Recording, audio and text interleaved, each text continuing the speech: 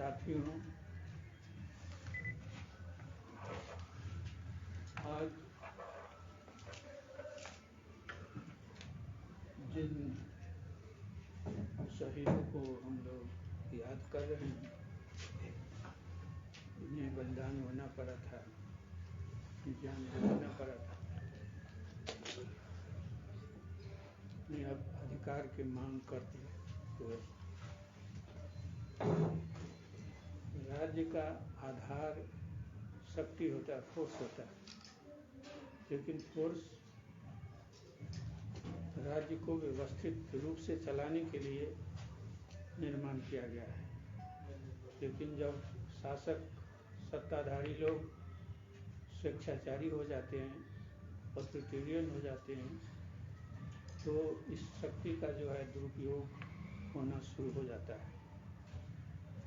और जो शहीद हुए हैं राज्य के शक्ति का दुरुपयोग के कारण, जहाँ गोली चलाने की स्थिति नहीं थी, वहाँ पर जो है गोली चलाई गई और शांतिपूर्ण ढंग से अपने अधिकार के लिए, विभेद को मिटाने के लिए, समानता के लिए, फ्रीडम के लिए और जस्टिस, न्याय के लिए, इन्हीं चीज़ों के लिए जो है ये लोग संघर्ष में थे और इसी के कारण इन्हें बलिदान देना पड़ा है। और अभी भी हम लोग जो हैं उसी अवस्था में हैं, संघर्ष अभी भी जारी है। गीता में भगवान कृष्ण ने कहा कि जब अर्जुन युद्ध से विचलित होकर हथियार डाल दिया था, तो भगवान कृष्ण ने कहा कि हतो वा प्राप्स्यसि स्वर्गम जित्वा वा भुज्यसे मही तस्मादिष्ट कौन्तेय युद्धाय कृत निश्चय। कि अगर संघर्ष करते हुए, लड़ते हुए हमारा ये शरीर चला जाता है, नाश हो जाता है, तो तुम देवत्व प्राप्त करोगे और स्वर्ग प्राप्त होगा तुम्हें। अगर तुम जीत गए तो भोज्य से महीम, महामहिम इस पृथ्वी का तुम भोग करोगे, महामहिम कहलाओगे। तो आज हम जो देख रहे हैं कि ये बलिदान देने वाले लोग देवत्व प्राप्त, आज इनकी पूजा इसलिए कर रहे हैं कि इन्होंने उस संघर्ष में अपने आप को बलिदान किया और इनको वो स्थान प्राप्त हुआ है। लोग मूर्ति पूजा भी करते हैं, मूर्ति पूजक भी हैं। उस दृष्टिकोण से भी आप देखें कि ये लोग, हम लोग जो है इनको देवता के रूप में पूजते हैं, क्योंकि पूज रहे हैं। और वो संघर्ष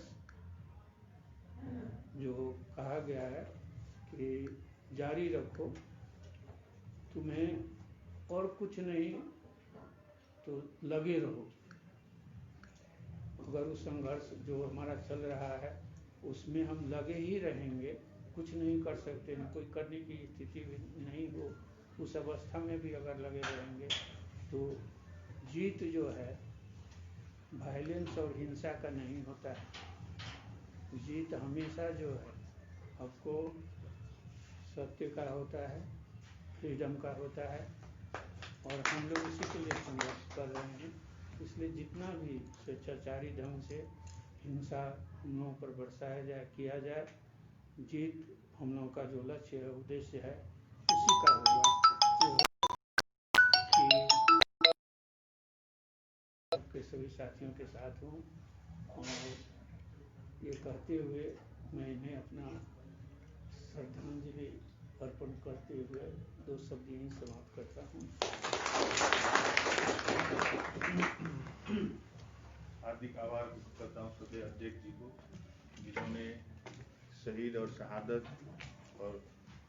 के पीछे का मूल्य, मान्यता और कैसे और किस कारण से, किस वजह से शहादत दिए, सभी चीज़ों को हमारे बीच रख दिए हैं।